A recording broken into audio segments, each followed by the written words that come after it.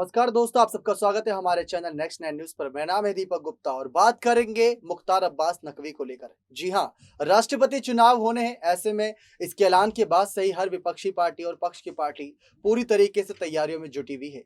हर किसी का फैसला है कि एक ऐसा कैंडिडेट उतारना जो सभी का समर्थन पाता नजर आए। दूसरी तरफ बात करें मुख्तार अब्बास नकवी को लेकर, क्या बीजेपी उन्हें आगे बढ़ाना चाहेगी? कई नामों पर चर्चा हो रही है। इस बीच तमाम खबरें भी निकलकर सामने आ रही हैं, लेकिन इन खबरों के बीच हम आपके लिए कुछ खास रिपोर्ट लेकर आए हैं जो मुख्तार अब्बास नकवी और आजम खान से जुड़ी है। दरअसल रामपुर में लोकसभा उपचुनाव को लेकर यहाँ पर मतदान भी होने हैं, तो ऐसे में रामपुर और आजमगढ़ की सीटों पर भी सबकी नजरें हैं। कहा यह जा रहा था कि मुख्तार अब्बास नकवी को जब राज्यसभा में नहीं चुना गया, वहां पर कोई सीट नहीं दी गई, तो उसके बाद रामपुर की ओर उनको आगे बढ़ाया जाएगा, जहां पर पहले भी वो अपना काफी कमाल दिखा चुके हैं। लेकिन वहां पर आजम खान मौजूद हैं, उनके पास जनता का समर्थन मौजूद था, तो इस वजह से क्या रामपुर की सीट पर नहीं उतारा गया मुख्तार अब्बास नकवी को? आखिर क्या वजह रही थी कि मुख्तार अब्बास नकवी को आजम खान के खिलाफ नहीं उतारा गया? वहां पर हमने देखा किस तरीके से बीजेपी ने अपने अलग प्रवक्तों को उतारा, जो अभी कह सकते हैं पूरी तरीके से छाप छोड़ पाने में कामयाब नहीं हो पा रहा। आजम खान की चर्चाएं ज्यादा हो रही हैं, उनके जो यहाँ पर साथी खड़े हुए आसिम रजा, उनकी चर्चाएं हो रही हैं। लेकिन इन सब खबरों के बीच आपके लिए लेकर आए ऐसी खास रिपोर्ट, जहां पर आजम खान की वजह से क्या मुख्तार अब्बास नकवी को लेकर बीजेपी ने कुछ अलग ही फैसला ले रखा है? क्या आने वाले वक्त में राष्ट्रपति चुनाव से पहले कोई बड़ा ऐलान बीजेपी पार्टी मुख्तार अब्बास नकवी को लेकर कर सकती है? तो देखिए आप हमारी ये खास रिपोर्ट, जहां पर आप ये समझेंगे कि आजम खान के खिलाफ क्यों नहीं उतारा था। मुख्तार अब्बास नकवी इन दिनों काफ़ी चर्चाओं में है राष्ट्रपति चुनाव को लेकर, लेकिन दूसरी तरफ चर्चाएं राज्यसभा चुनावों को लेकर भी थीं, तो वहीं रामपुर सीट से इनको खड़े किए जाने को लेकर भी काफ़ी चर्चाएं थीं। मोदी सरकार के अकेले मुस्लिम चेहरे अल्पसंख्यक मामलों के मंत्री मुख्तार अब्बास नकवी को राज्यसभा पहले टिकट नहीं दिया गया, उसके बाद रामपुर सीट से भी उनको एक प्रतिनिधि के रूप में वहाँ से नहीं उतारा गया। सवाल ये है कि आने वाले वक्त में बीजेपी इनको लेकर क्या बड़ा प्लान बना रही है। लेकिन इन सब के बीच रामपुर सीट पर उन्हें क्यों नहीं खड़ा किया गया आजम खान के खिलाफ, इसको लेकर भी तमाम खबरें सामने आ रही हैं। आपको बता दें कि किस तरीके से मुख्तार अब्बास नकवी का राज्यसभा में कार्यकाल 7 जुलाई तक है। इस बीच अगर बीजेपी उन्हें रामपुर से लोकसभा का उपचुनाव लड़ाती तो बहुत बड़ा दाव हो सकता था। राज्यसभा का कार्यकाल खत्म होने से पहले वे लोकसभा के सदस्य बन जाएंगे, लेकिन ऐसे में उनके मंत्री पद पर कोई असर नहीं पड़ता।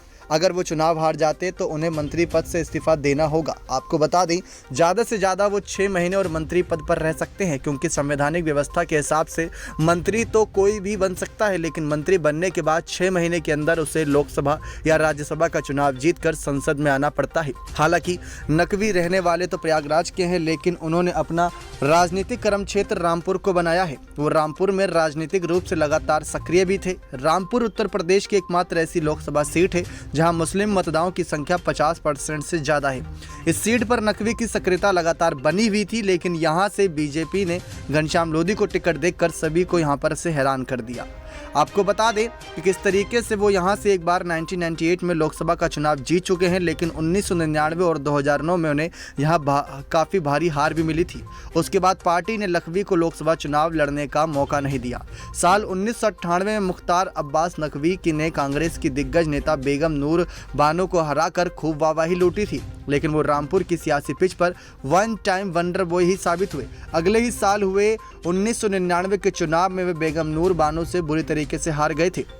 2004 में लोकसभा का चुनाव नहीं लड़े, लेकिन 2009 में उन्होंने एक बार फिर यहां से किस्मत आजमाई, लेकिन इस चुनाव में उन्हें फिर बुरी तरह मुंह की खानी पड़ी थी। आपको बता दें कि राष्ट्रपति चुनाव जुलाई के महीने में होना है, उसको लेकर इनको काफ़ी चर्चाएं हैं, लेकिन बड़े पद को लेकर इन्होंने पहले ही इनकार कर रखा है। लेकिन बीजेपी का क्या मास्टर प्लान तैयार है, ये सब भी तमाम खबरें हैं। लेकिन इस बीच यहाँ पर रामपुर सीट से लेकर काफ़ी कुछ इंटरेस्टिंग है। अब बता दें किस तरीके से जब इन्होंने मात खाई थी, तो चुनाव में मुख्तार अब्बास नकवी सपा, कांग्रेस और बीएसपी के बाद चौथे नंबर पर रहे थे।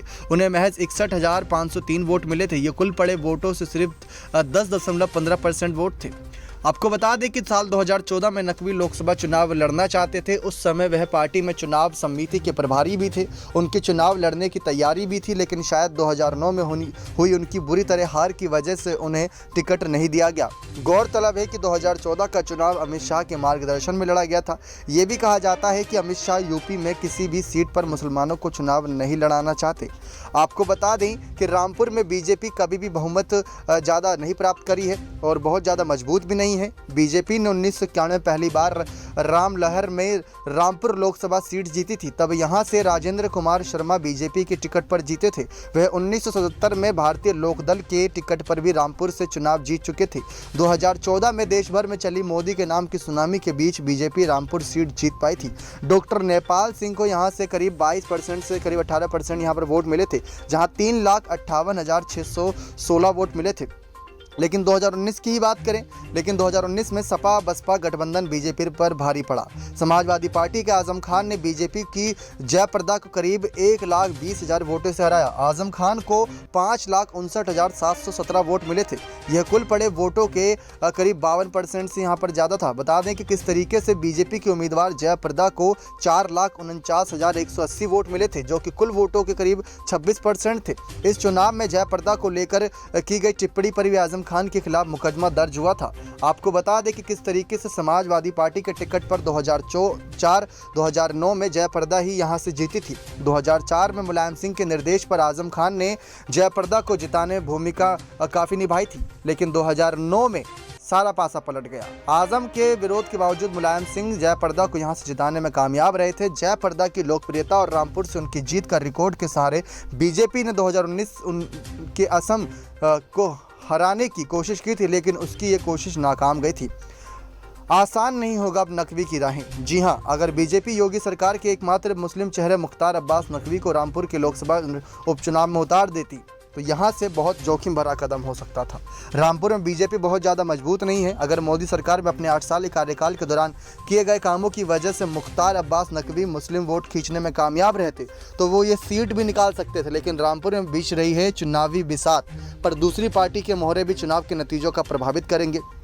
सबसे ज़्यादा आजम खान करीब 2.25 साल जेल से रिहा हुए। जब 2.25 साल बाद जेल से रिहा हुए तो उनका चुनाव लड़ने का अंदाज उनके पास विपक्ष को लेकर जो इस समय पूरी तरीके से रणनीतियां तैयार हैं, उस जेल की व्यथा को यहाँ व्यतीत कर रहे हैं, वो काफ़ी कुछ यहाँ पर बहुत पेचीदा रह सकता था।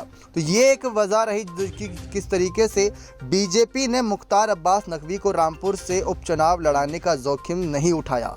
अब बात आती है राष्ट्रपति चुनाव को लेकर कि राष्ट्रपति चुनाव को लेकर यहां पर क्या बड़ा प्लान तैयार किया जा रहा है मुख्तार अब्बास नकवी को लेकर। आपको जानकारी दे दें, तमाम बड़ी खबरें यहां पर मुख्तार अब्बास नकवी को लेकर निकलकर समय समय पर सामने आ रही हैं, लेकिन इन सब में सबकी निगाहें बीजेपी के फैसले पर टिकी है। केंद्रीय मंत्री मुख्तार अब्बास नकवी मौजूदा हालात में बीजेपी के एजेंडे पर फिट बैठते हैं।